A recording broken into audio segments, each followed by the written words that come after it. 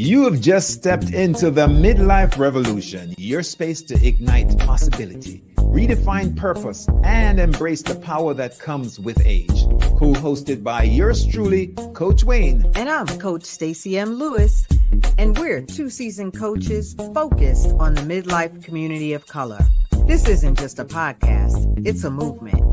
In a world that sometimes forgets the power and the wisdom that comes with age, we're here to ignite a revolution and rewrite the narrative of this incredible journey. So, whether you're navigating career shifts, rediscovering passions, or challenging the status quo, this is your space. So buckle up. Let's dive into the Midlife Revolution.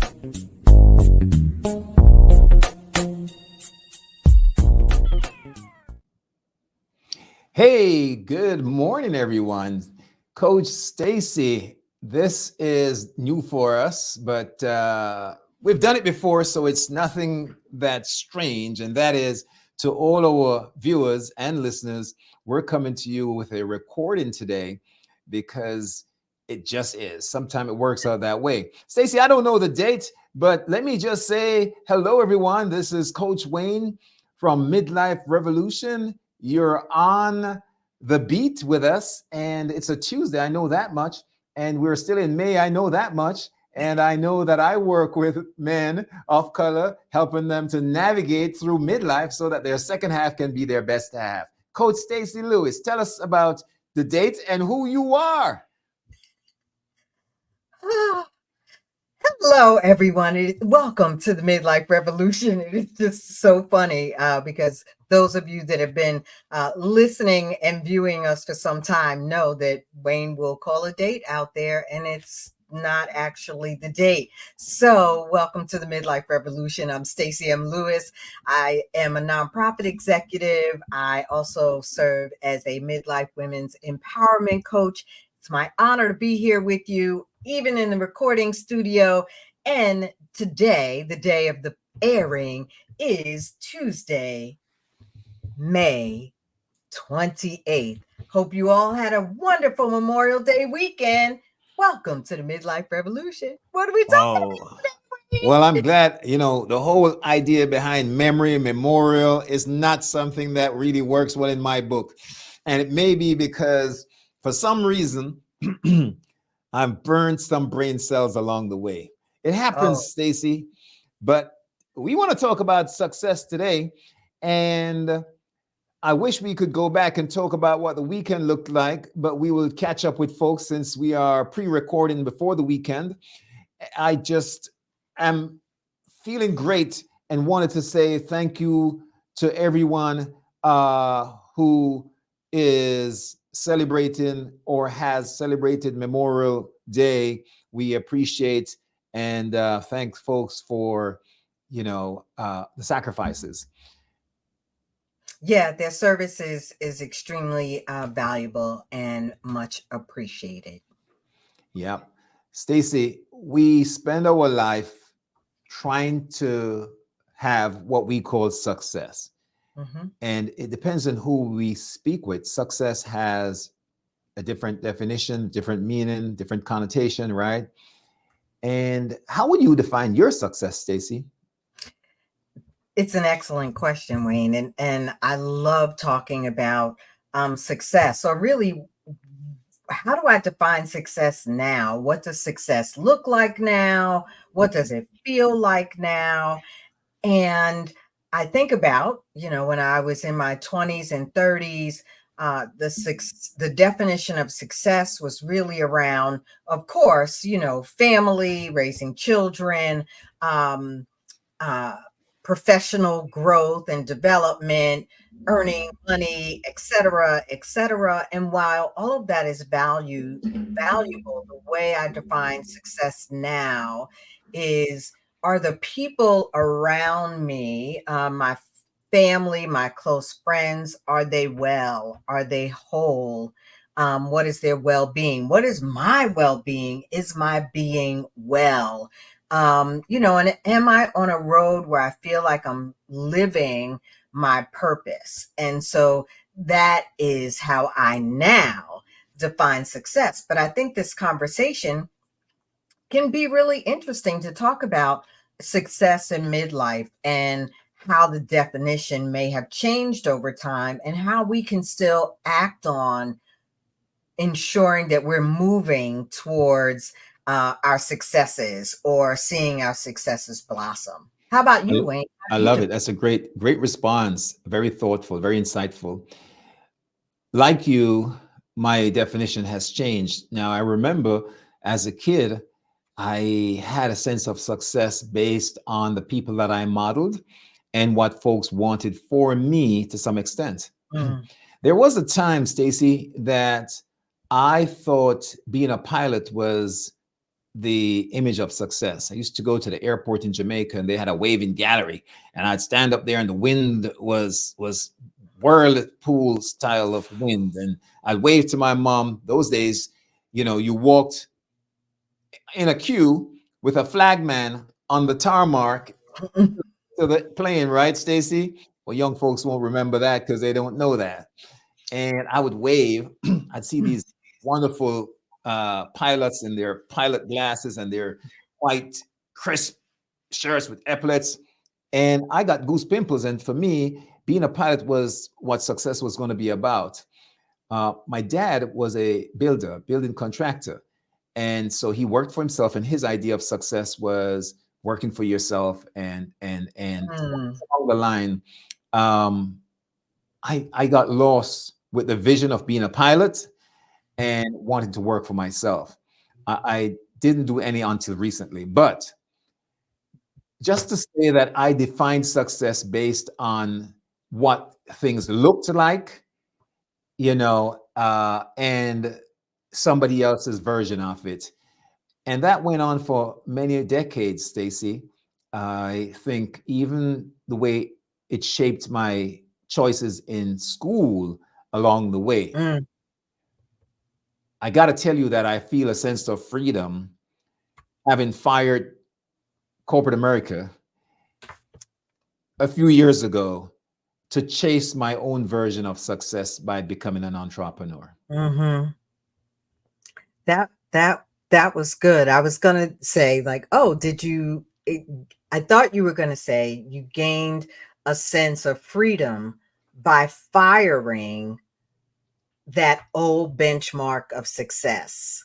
So, um, I think that that's often what we have to do, right? The beauty of being a child is that you can the possibilities are limitless, and and as we move through adolescence and into adulthood, and really start to have to make play a role in the direction our lives take and play a role in um, how the successes that we have uh, calculated in our mind, how they um, manifest or don't manifest, um, recognizing that sometimes we have to fire those old ideas, right? We have to release that and really accept where we are now and say, what does success look like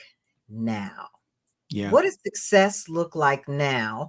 And how do we, as coaches, how do we help others really identify what success looks like and foster their manifestation, so to speak, of their success? Yeah. Stacy, I'll tell you, talking about firing the initial pattern given to me for success, I had a Mm, teacher in high school, young kid, and every summer we'd come back, they'd ask, what do you want to do when you grow up? And you'd write this essay about what you want to do when you grow up. And I told this one teacher, I think her name was Miss Anglin, I told her I wanted to be a pilot.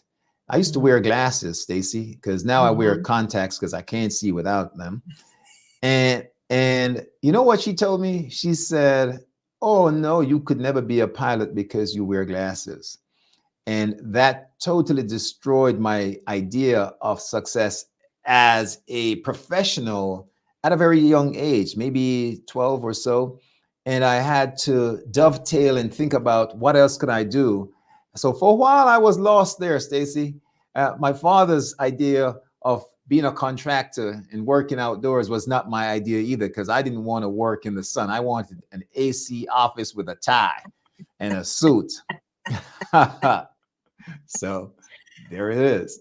What I think is really interesting about that is that one of the beauties of this season of life is that Miss, I can't recall what her name Miss was, Anglin. Miss Anglin, folks like Miss Anglin no longer have the power to define our success.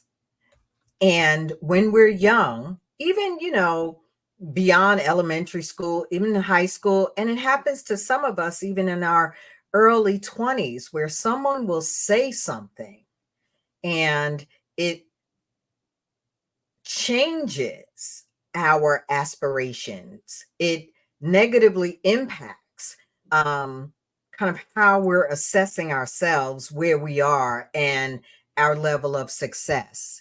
And one thing we know in this season, this second half, is that she no longer has the power to identify or qualify what success looks like to you.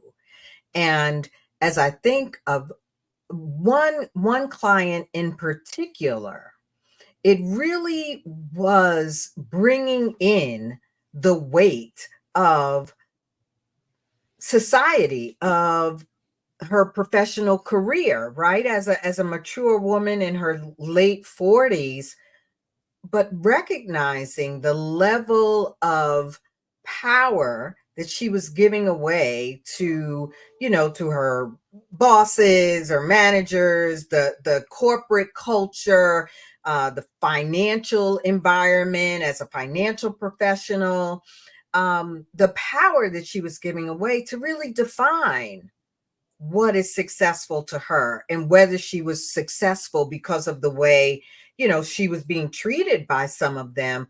It caused her to feel like, oh, maybe I'm not successful, or maybe I don't deserve this position. And watching, as a coach, and I think even as a woman, watching another human and another woman kind of make that transformation from recognizing that, oh, they don't hold the definition of my success, I do. And I think that is one of the gifts of being in this season of life. Oh, well said, Stacy. We give up the power when we allow Mm, others to define it for us. And others may not be individuals, but sometimes the community, the society, the sorority, the fraternity, the family, you know, it ranges. yeah. We have a standard. And oftentimes we see these images of false success. A rapper who leases a car and a home and takes videos there and spits it out to his followers, his fan base. This is success, and everybody want to be like him or her. We have to define, and I think when we get to this season, that's part of saging. We start defining what it means. And for me, to be honest with you, the older I get, the less shiny objects I gotta gather. Not Mm, saying money and wealth and things aren't important, but it's relative to the peace of mind, to the significance that I get when, I have 4 kids and 2 boys, 2 girls. Success in terms of legacy doesn't mean leaving everybody a 6-figure income to run with, right? mhm. It means having some real sense of values, love, warmth, all those things, structure, discipline in their lives for me, and making sure that they're happy. Yes, I what you just defined is really that shift from the extrinsic values to the intrinsic values, right? That as we are in our 20s and 30s and really looking to prove, pursuing career, building our businesses, it is really how those things define success, right? We're not defining success. It's those things. Do I have enough money? Do I have the house that, Carol also has? Or am I a director now? Am I a chief now? Is my business, making $1 billion? Am I known and seen in society? And the intrinsic values that are, do I have meaningful relationships?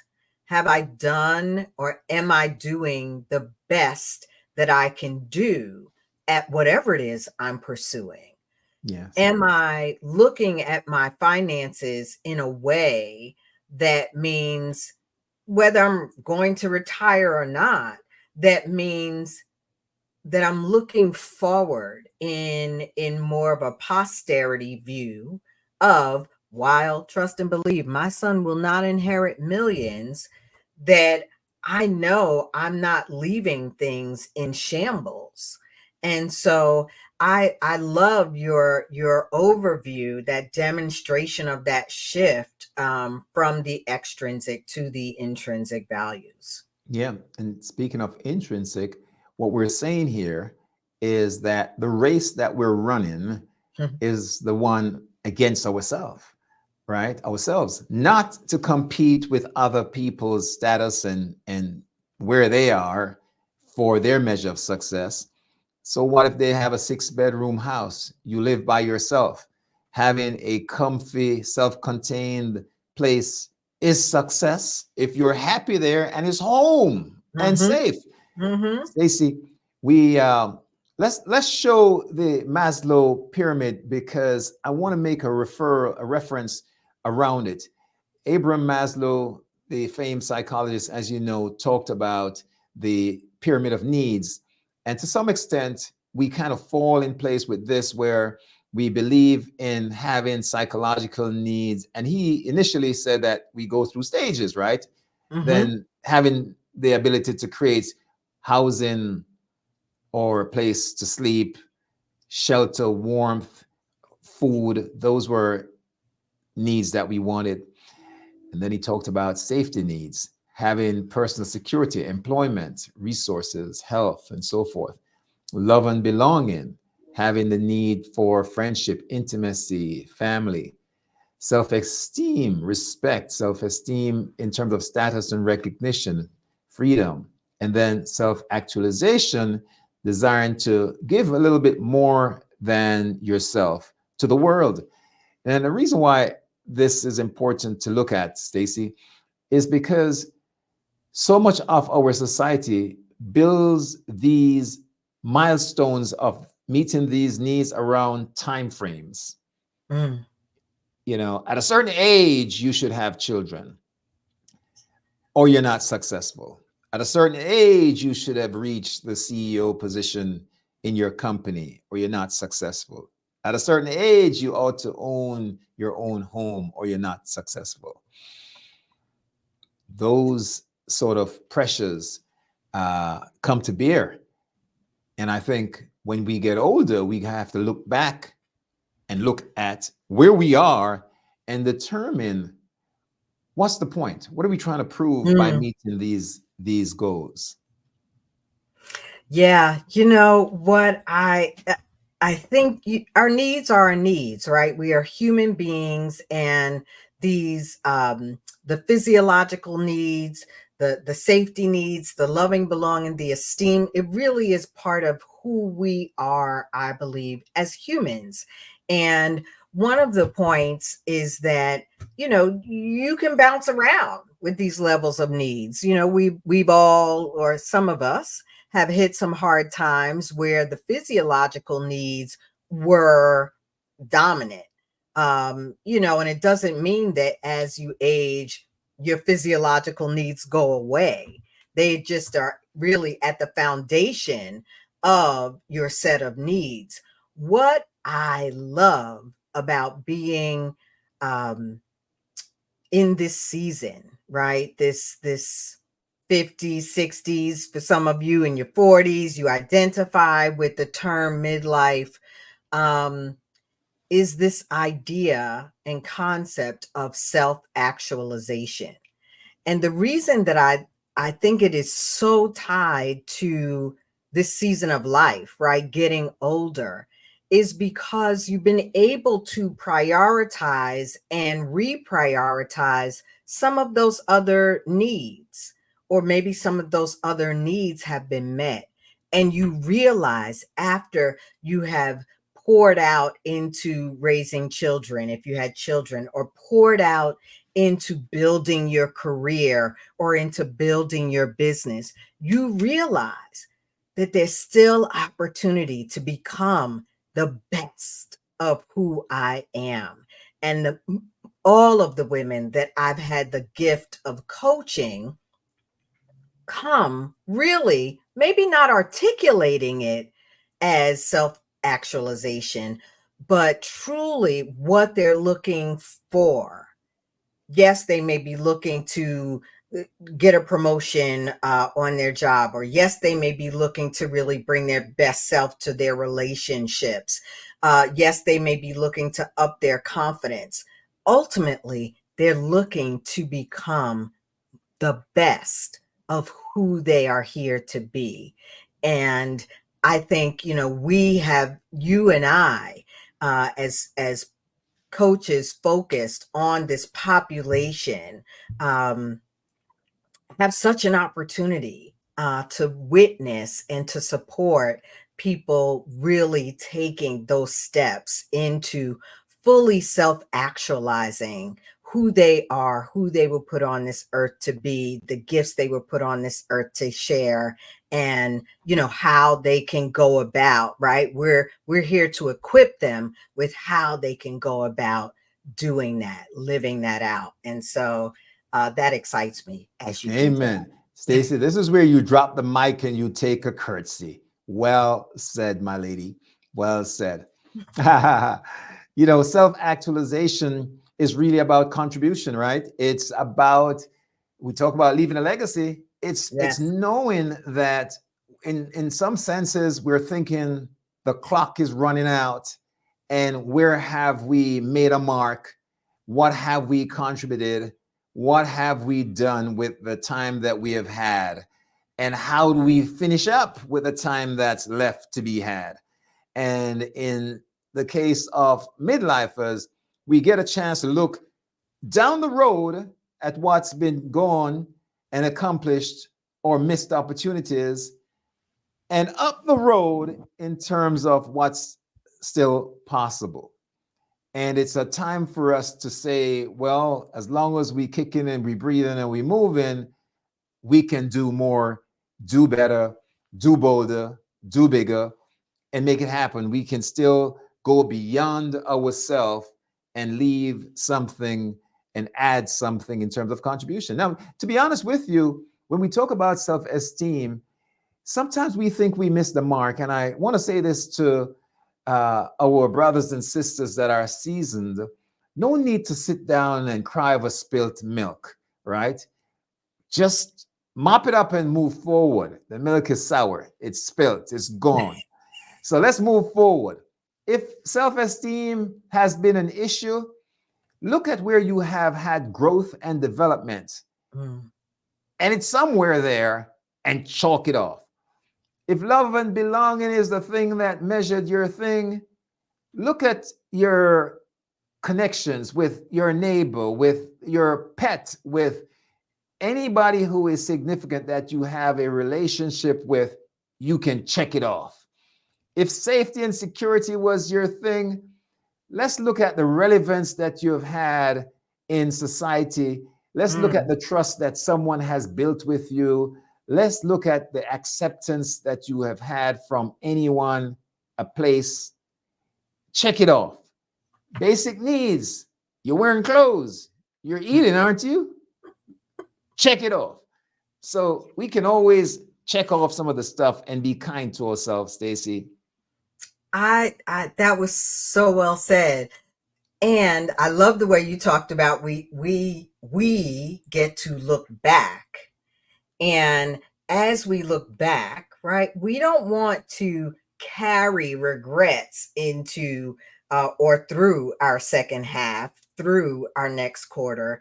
We really want to be able to acknowledge those, maybe those dreams that didn't quite work out the way we desired, or that, uh, pilot's license that we did not get. And then say to ourselves, like, okay, here I am. How do I move forward? What does success look like now? What did I learn as I didn't pursue my pilot's license? Uh-huh. What did I learn?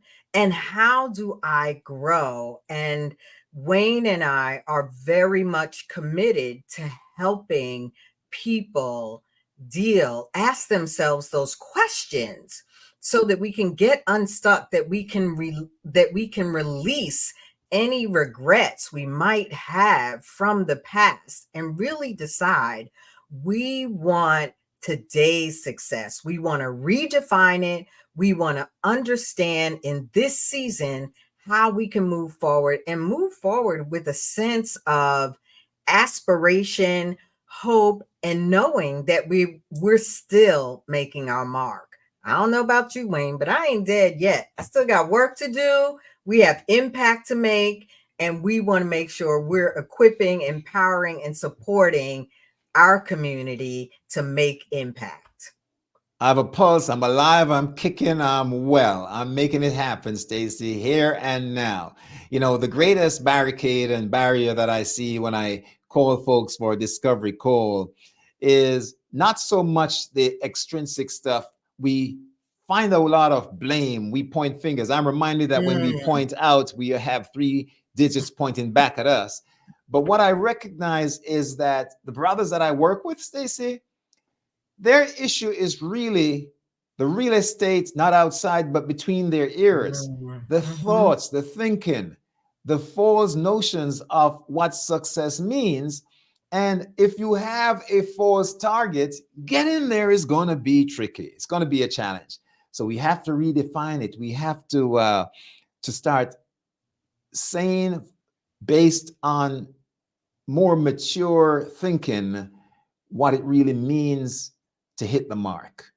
Yes, yes. And you and I talk often about as you have these thoughts about the past and maybe what you thought success would look like, or how someone else feels you should have done X, Y, and Z and therefore would have been successful, and how we internalize and allow those thoughts. We talked last time, right, about common errors in thinking. And the reality is we have to constantly ask ourselves about our thoughts. Is that true? So you talked about kind of it really is the space in here. Is that true? Is that measurement, that benchmark of success, is that really an accurate measurement of success? I told you, and I'll tell our listening audience, I had this goal. By the time I'm 50, I'm going to be married. I'm going to have my master's, and I'm going to have my motorcycle license. Well, folks, 10 years later, I can gladly report to you that I don't have any of those things. And I've been able to look at those aspirations. I still want my motorcycle license, though. I'm just saying, if I find the right mate and get married, amen, praise the Lord, hallelujah. I'm not going back to school because I'm so excited about my future. But that motorcycle license, yes, I still want it. It's not a benchmark of success, but I still want it. And I think that we really have to look at things in this holistic way and say, is that true? Is that really a measurement of my success? Or are those aspirations, desires that I have? And maybe some manifest, maybe some were meant to be for me, and maybe some weren't. And how do I then move forward from a place of power? Yeah, powerful. Success in many ways is a state of being. Yes. And for a lot of folk, that can be achieved in multiple ways, right? You missed the opportunity to be a brain surgeon. And what would that have brought you? Maybe your parents wanted that for you. They sent you to med school, but all this time you wanted to be a DJ. But what does, you know what I mean? A So DJ. it's, Yeah, you got to yeah, live with yeah. it, right? It I sounds like do. a far cry, but you're saving minds and lives as a brain surgeon. Well, you know what? There's music therapy. As a DJ, you can still save minds and lives in a different way. You can contribute in a meaningful way if that's your measure. So all we're saying is stop letting others define for you what makes you real as far as your achievements, your accomplishments, and your success. Set your own milestone, your own mark, march to your own drummer. Stacey, how are we doing on time today? We are out of time. We are so appreciative of our audience, our viewership, our listenership. We hope that you enjoyed this episode of the Midlife Revolution. It has been our honor to serve you. Don't forget that whole share, click, like, all of that lovely stuff. Know that Wayne and I will be back live and in living color soon. Talk to you. We're out.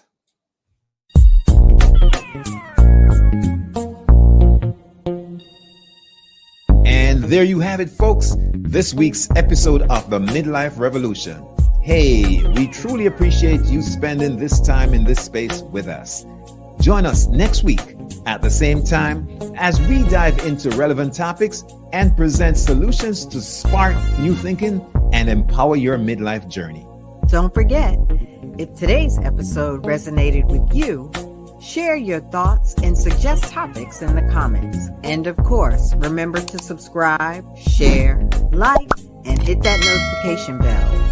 You are the Midlife Revolution. I'm Coach Stacy, and I'm cheering you on. And I'm Coach Wayne, and I'll see you at the top.